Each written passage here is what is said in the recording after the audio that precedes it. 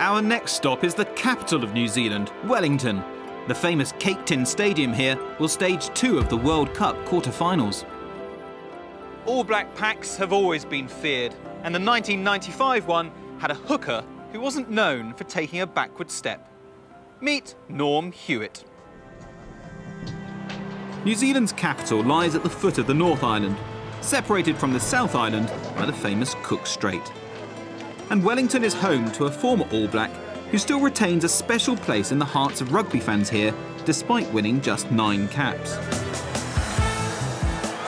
Norm Hewitt's misfortune was to be the second best hooker in New Zealand, behind a man who defined an era of All Black rugby.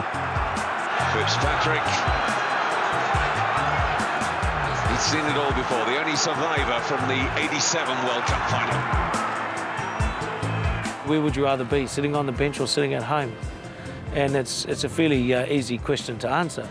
Well, it would be great to have been playing, but to be part of an All Black team in any time is a great moment in anyone's life, and I wouldn't challenge anything or do anything differently.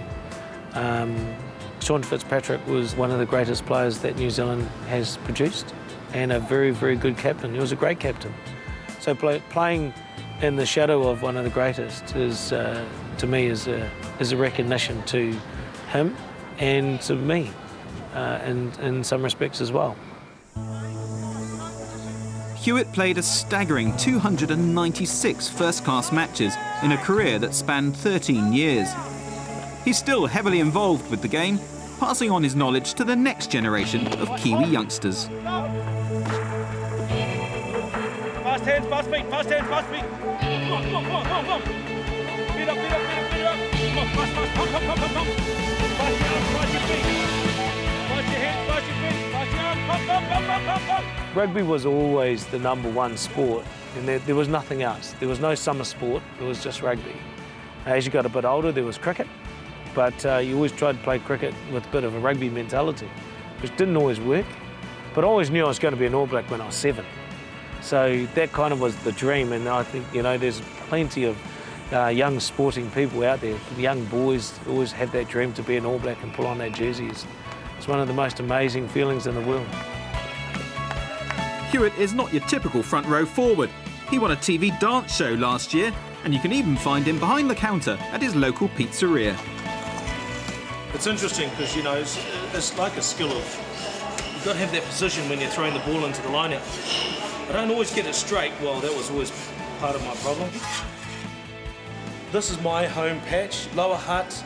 I live just down the road. You may see me here. I might even cook you a pizza.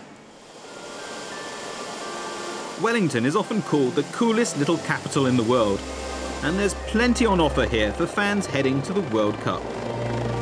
Magnificent scenery surrounds the city, and the stadium, which will host 2 quarter-finals, is close to the centre and its numerous cafes and restaurants.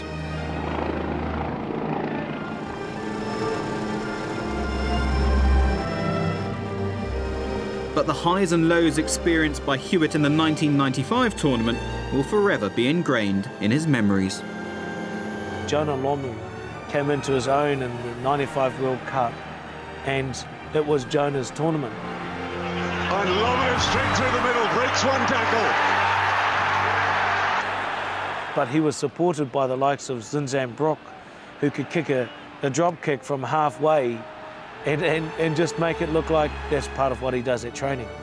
The World Cup should have been the All Blacks, but in a split second, it was South Africa. Watching Mandela and Francois Pienaar stand holding that World Cup in his Mandela and Pienaar's number 6 jersey. You know, you take those moments to your grave because you're seeing history unfolding. And there's plenty of history to see at Te Papa, the National Museum. Just one of many things to do. You can walk anywhere here. You can walk to the stadium, you've got great entertainment on the waterfront. It's just a wonderful city, and the people are just amazing. You know, very, very welcoming and lots of fun. A big man with a big heart, Norm Hewitt is living proof of how to overcome hurdles both on and off the pitch. I'm really grateful that I've being able to wear a jersey that I was only a guardian of for a little while, that a lot of players that are past, that are present, and that are going to be the future, they're going to have that opportunity. And with that comes responsibility. So rugby has helped me become the person I am today, and that's a father and a husband, and hopefully I'm better for it as a human being.